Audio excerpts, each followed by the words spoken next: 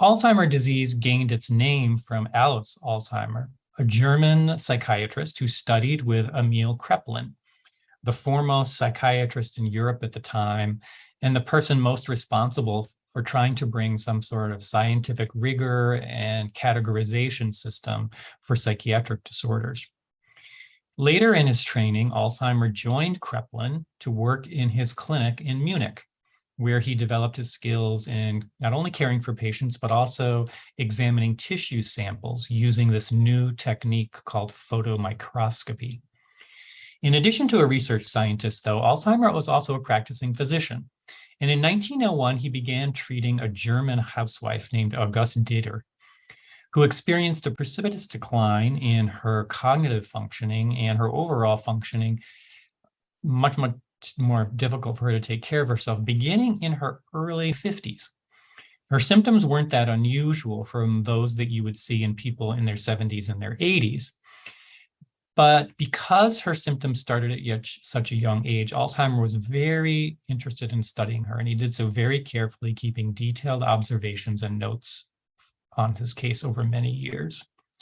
Ms. Deter died in 1906 due to an infection, and Alzheimer examined her brain using these new techniques, and Alzheimer saw what has become the core features of AD: amyloid plaques and neurofibrillary tangles inside the neurons of her brain, and the death of neurons in certain parts of the brain. And I'll talk about those two characteristic features in a moment.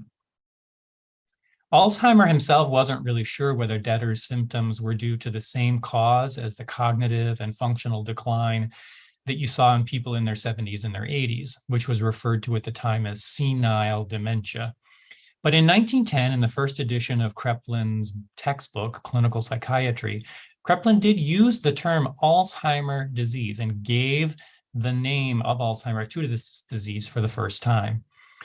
Interest in the disease then waned during the early 20th century, primarily due to the World War, where the world's attention shifted from the laboratory to the war effort for obvious reasons.